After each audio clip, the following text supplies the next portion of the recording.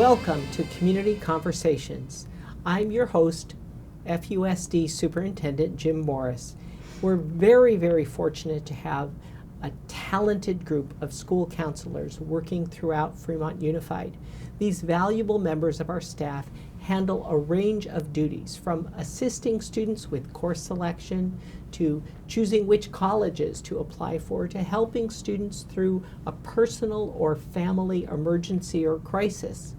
They're also the first line of defense in our school district when we have a crisis or an urgent situation at one of our schools. They really do amazing work on behalf of our students. They deal with a variety of circumstances and issues both in and out of the classrooms. And with us today to discuss their roles and responsibilities as counselors are Ms. Sorensen and Ms. Chua from American High School and Ms. Rotter from Mission San Jose High School. I just want to begin by having you talk a little bit about your job and the wide range of duties that you perform. Can you kind of summarize what is it a school counselor does and how do you provide service and support to students? Okay. So I feel like we're an advocate first and foremost. We do a lot of outreach with our students to make sure that they know who we are.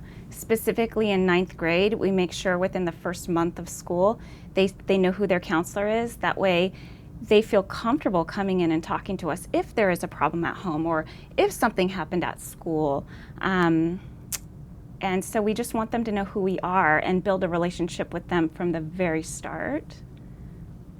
Absolutely. I just kind of tag on to that, as they're coming into their freshman year and they're building kind of that foundation for, what their plans are going to be in the future. And so helping them, find those dreams and aspirations and kind of shape their goals, but also help them navigate through like the personal and social things that they have going on. So things that they can feel comfortable, reaching out and talking to someone or looking for a mentor, finding support and connection. So I think that advocacy piece is really important in helping them feel connected and navigate through just a variety of things. So the personal, social, academic, kind of that whole kind of encompassing.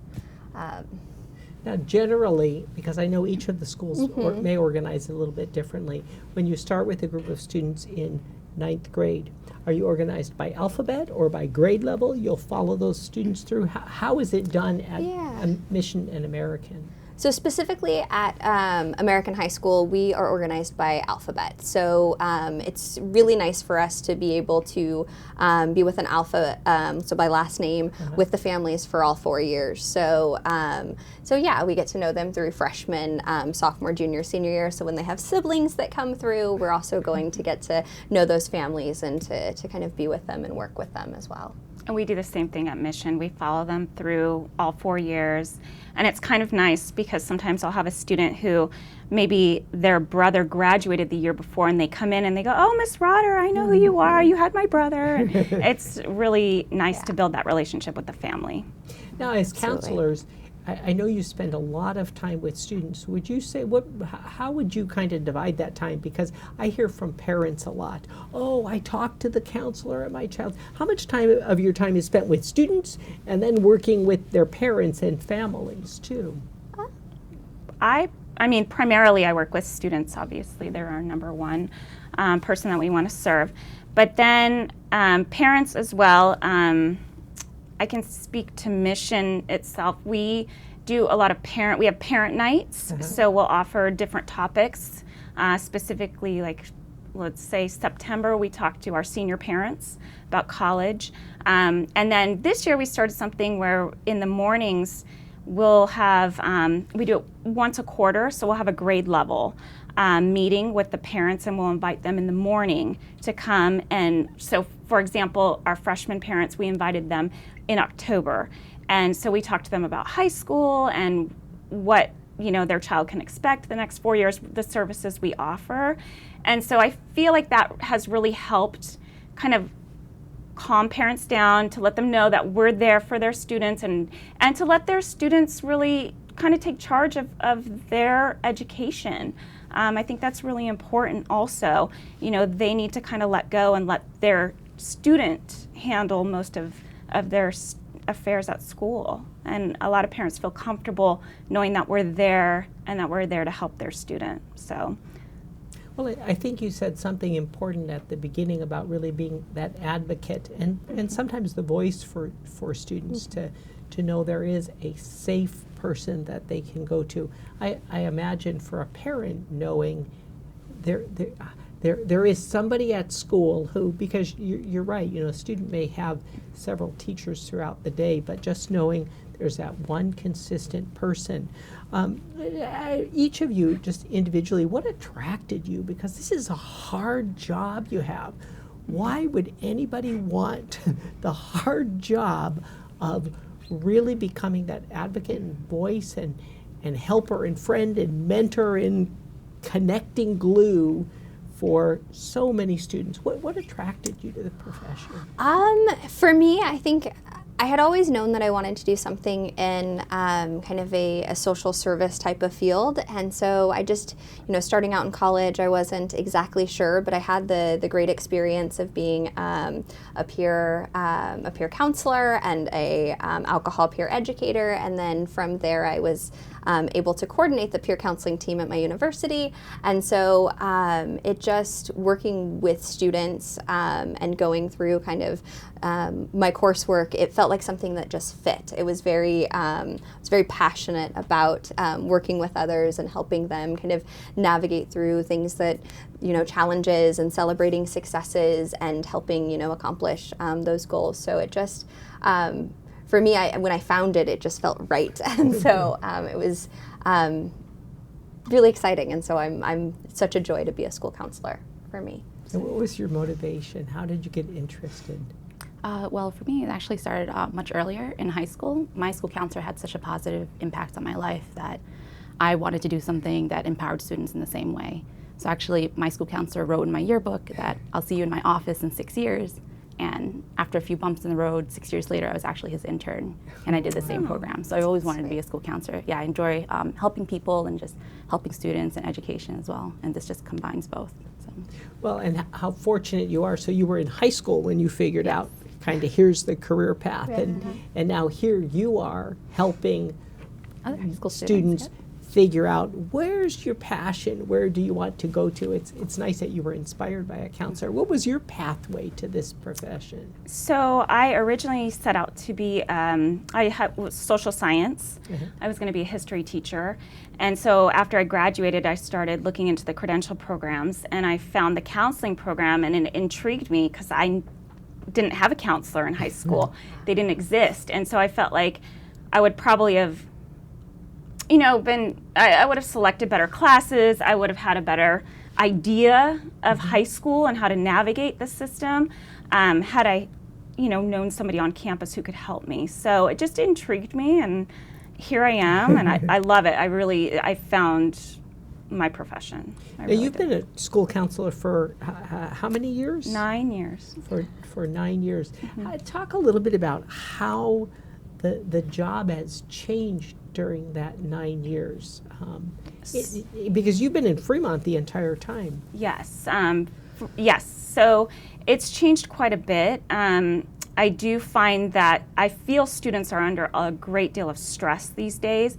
When I first started, of course, the stress existed, but I feel like it's just kind of amplified since you know, back in '06 when I had first started in Fremont. I see a lot of students for crisis counseling, so that kind of changes your day a little bit. Yeah. You know, you're not, you know, I love the job because it's different. Every day is different, but then some days, you know, you're trying to meet the needs of a student who's in crisis, so everything else kind of has to go to the side, and you take care of that later, and that student is the most important person at that time. Well, and I think, you know, I mentioned in the introduction, the counselors from our secondary schools are often our first line of defense when something happens at an elementary school or somewhere in the district. You know, we pull these teams together because it is so important to have that support. But I want to clue on, Ms. Sorensen, something you said at the beginning about celebrating successes with students, because you're right. You as counselors have to live balanced lives, right? It can't just be crisis intervention. Can you talk a little bit more about what those successes are? And Absolutely.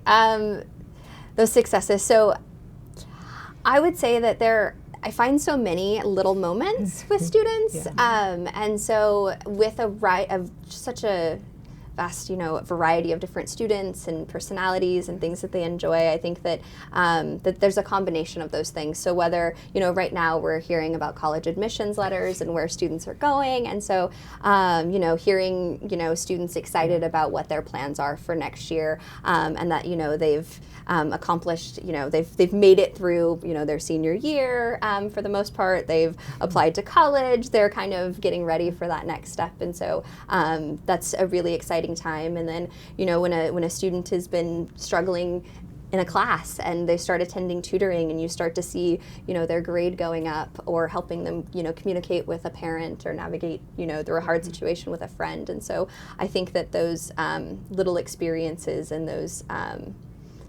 times of helping them figure out how to communicate with a teacher. I could carry on, but definitely celebrating all of those moments with them, and in a lot of ways, being that person to help them kind of navigate through or figure that out. Yeah, you're right. Is rewarding. Those tough times are really tough when you go through them, but you're right, the rewards. And I think for all of us, right, what is the ultimate celebration of success? We're going to be having in about 2 months in June, when we have those graduations, and seeing your kids cross that stage, and you say, now I remember why I've been working so hard. And how they've grown. Yes. Like matured, and that's really special. Talk a little bit about what's the kind of training you have to be a school counselor, because it's a pretty rigorous training program, so for school counseling, we'd go through kind of a master's program, so in educational counseling, school counseling. With that is associated a PPS credential, and then from there, your internship hours at 2 sites, usually of different levels. So secondary or high school, middle school, elementary school. So getting some experience in at least 2 of those areas to really build upon that training and to jump into the profession. So it requires at least a master's degree. Yes, at least a master's degree. And a lot of experience. Now, is there ongoing professional development or training as a school counselor to help you grow in that really craft of reaching students? Certainly, there's workshops, that are advertised throughout the year, and so we try to take advantage of those. I know my colleague, she just went to a workshop at the Resource Center, Fremont Resource Center, earlier today. So we try to take advantage of that. The UC CSU conferences, we make a point to go to those every year. I know last year FUTA offered Common Core, information about Common Core, and they offered it to counselors as well, because we were getting a lot of questions from parents and students, and we had a really big turnout for that. It was after work one day, and it was really helpful to hear from the coaches who are assisting with that. Now, Ms. Chua, as a new counselor coming in, talk a little bit about the support you've gotten from your colleagues, because I think for many of us as educators, it's the other counselor or the other history teacher or the other English teacher. Can you talk a little bit about the support that you've gotten coming into the profession? Right. Well, I'm originally from the East Coast. I'm actually brand new to just the California school district. So definitely my colleagues have been a big help, allowing me to shadow them, just call them randomly for questions, letting me, just basically training me throughout. It's a new day every day. Like, I'm always facing something different, and they're always there for me. They're a good support system. Also, the district counselor meetings are something different that I haven't experienced. In the East Coast, we don't do anything like that. So that's nice that not only within my colleagues, but in the community itself, I have a lot of support. And you really think about 35,000 students in our district and the number of counselors. you'd think maybe after 9 years or you'd seen it all, but every day our students come up with new challenges and successes and innovations and different ways of helping the counselor learn something new. Talk about some of probably the most important issues you see students facing. I know you mentioned stress as one of them. If you really had to talk about how you spend your time, what are those issues that young people are dealing with today that, as kind of the real professional experts in this area, what would you want people to know? Here's what students are going through.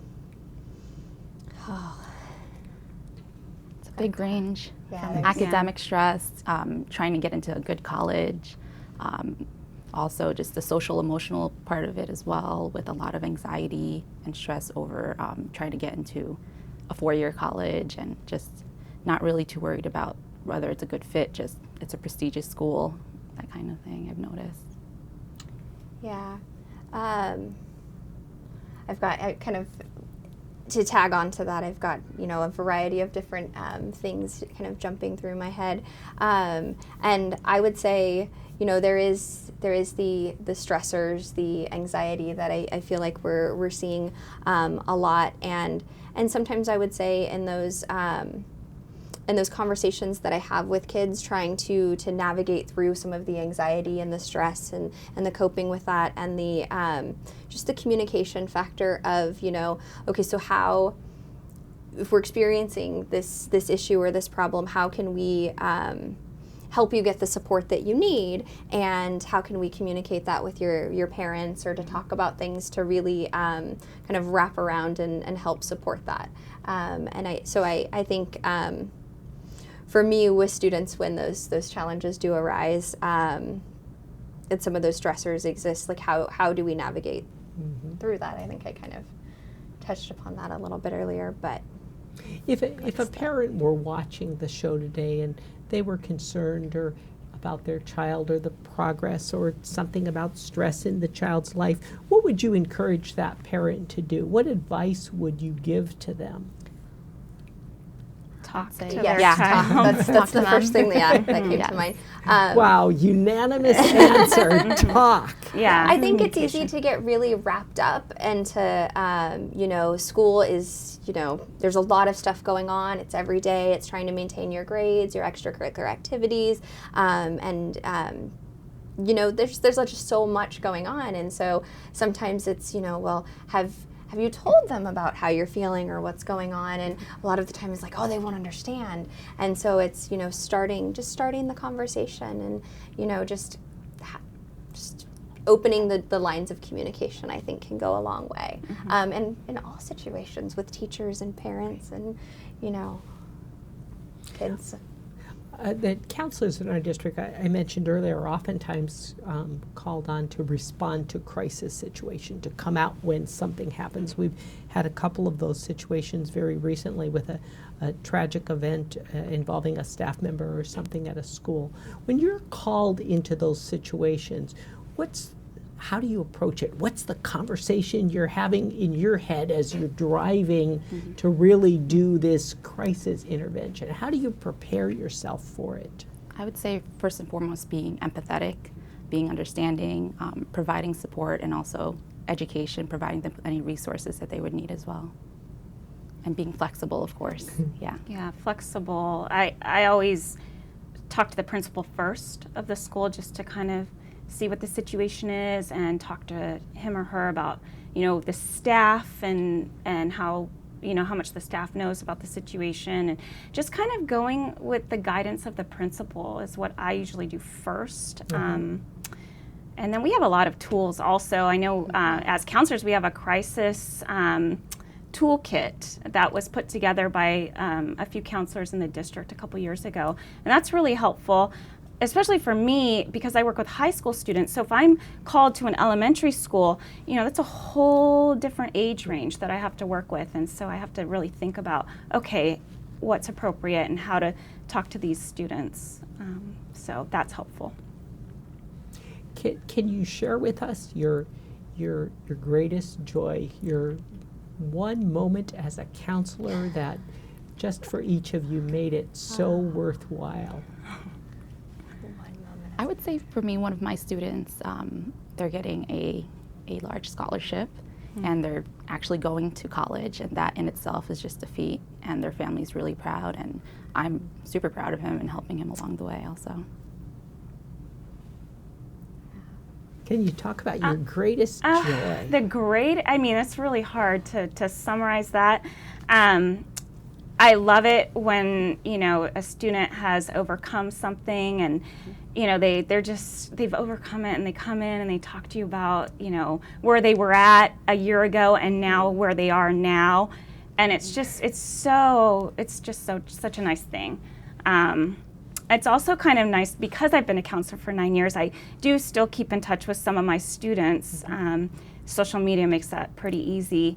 And it's so nice to see them, grown, and some are out of college at this point. They're in their profession. They may have families, so that's really special.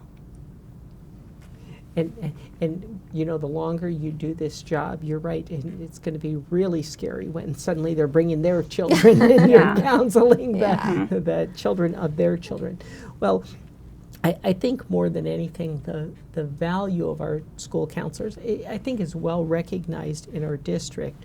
And next year, I'm sure you're aware, we're adding elementary counselors at the elementary school level.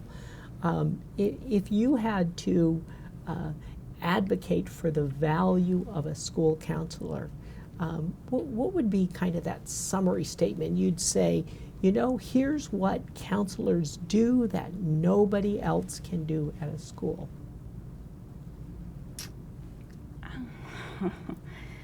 I think that's a really good question, actually. I think the nice thing about our job is we're not in the classroom all day, so we are pretty flexible in terms of if we're needed somewhere, we can go, if we don't have an appointment or whatever it might be, we can go and tend to that need right then and there. So that's really nice as a counselor to have that flexibility in our job.